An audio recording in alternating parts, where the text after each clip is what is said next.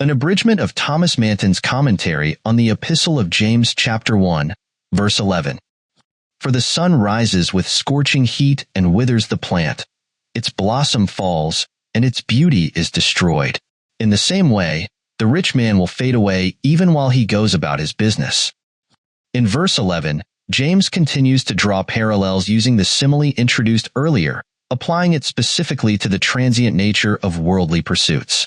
While the former part of the verse aligns with common understanding from observations in nature, the latter clause warrants closer examination. The phrase will fade prompts reflection. It signifies the potential for fading rather than an absolute certainty. This nuance is crucial, as it acknowledges the variability of outcomes. Scripture itself presents examples of the wicked enduring and aging, as seen in Job 21 verses 7 to 10. Thus, James doesn't speak definitively but rather alludes to what commonly occurs and what may ultimately transpire. The term, the rich man, may encompass both godly and ungodly individuals of affluence, or denote those who trust in their wealth to secure their standing. This distinction is significant, as it delineates between mere possession of wealth and reliance upon it as a source of security and identity.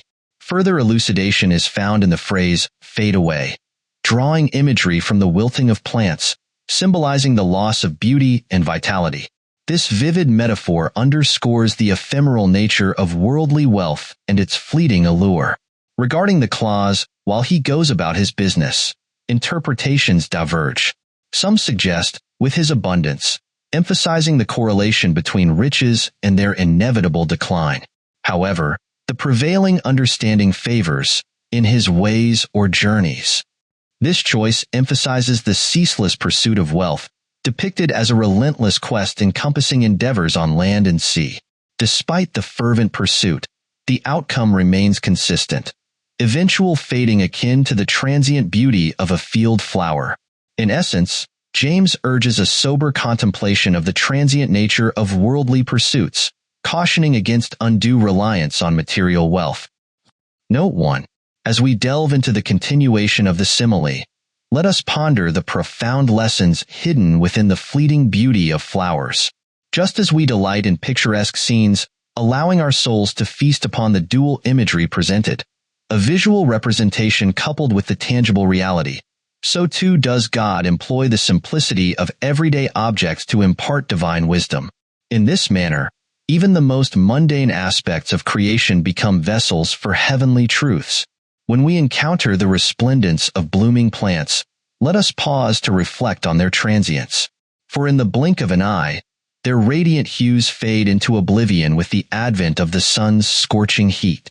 This depiction, drawn from the Greek term, often rendered as scorching wind, evokes images of the relentless, searing gusts common in the arid climates of the East.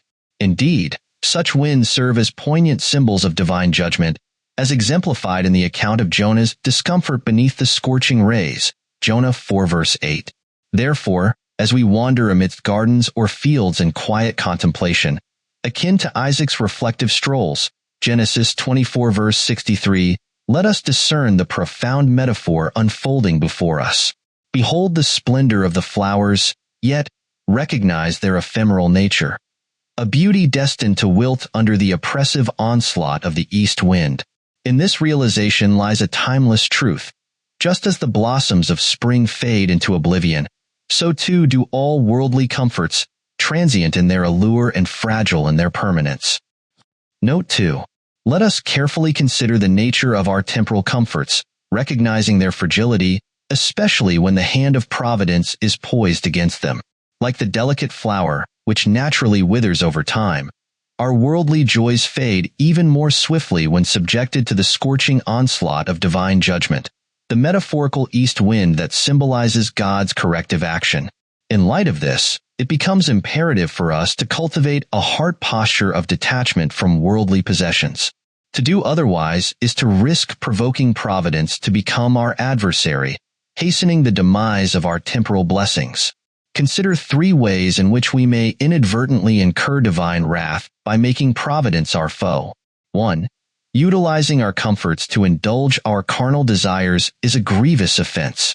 When pride and licentiousness dictate our actions, we invite the fiery judgment of God upon ourselves. As Salvian astutely observed, divine retribution may descend upon us like a rain of fire from heaven in response to such flagrant sins. 2. Trusting in our earthly comforts as if they were our saviors is another perilous misstep. God brooks no rivals, and should we elevate our material blessings to the status of idols, we invite their swift destruction.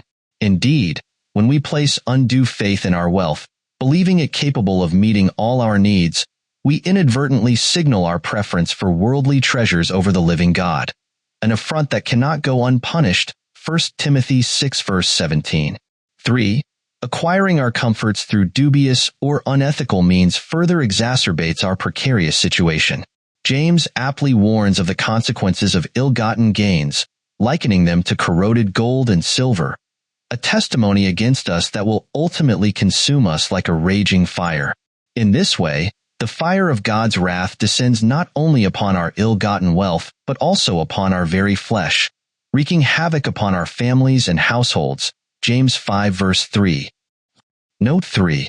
Let us consider the pursuits of worldly men as they diligently engage in their earthly endeavors.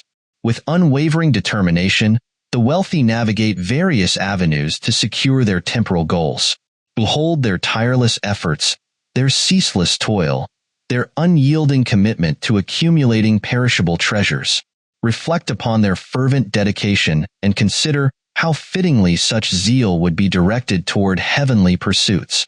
Moreover, contemplate the depths of their desires and the lengths to which they are willing to go in pursuit of worldly gain.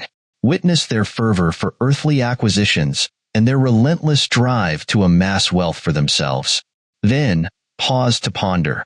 Shall the allure of temporal pleasures exert a greater influence over them than the boundless love of God exerts over me? Do I not possess loftier aspirations and a more assured reward awaiting me in eternity? Proverbs 11 verse 18.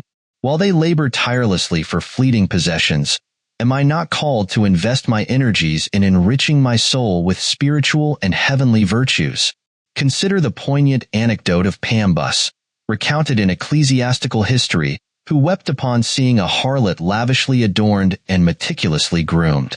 His tears stemmed not only from witnessing her meticulous preparations for her own downfall, but also from the realization that he had not exhibited the same fervor to please God as she had to gratify a carnal lover. Let us be stirred to shame by this juxtaposition, recognizing our own tepid devotion in contrast to the fervent pursuit of worldly gain displayed by others.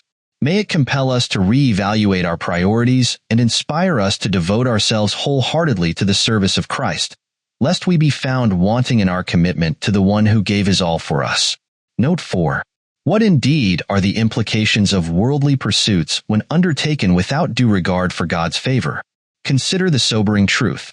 All our endeavors are ultimately futile if we find ourselves at odds with the hand of divine providence. Just as the delicate flower withers under the scorching heat, so too does the rich man, despite his relentless efforts and meticulous planning, face the possibility of swift destruction at the hand of God. Reflect on the poignant imagery evoked by the prophet Haggai. You earn wages, only to put them in a purse with holes in it. Haggai 1 verse 6. This vivid metaphor illustrates the futility of laboring without God's blessing. It serves as a stark reminder that worldly gains offer no lasting benefit when acquired outside the framework of divine providence. Recall the account of Peter toiling diligently through the night, only to catch nothing until he invited Christ into his boat. Luke 5 verse 5. Likewise, our own efforts will yield little fruit until we acknowledge the presence and sovereignty of God in our pursuits. Psalm 127 verse 1. Therefore, let us humbly submit to divine providence, recognizing that true prosperity can only be attained when our labor is aligned with God's will and purpose. Endeavors undertaken in opposition to God's plan are destined to culminate in disappointment and disaster.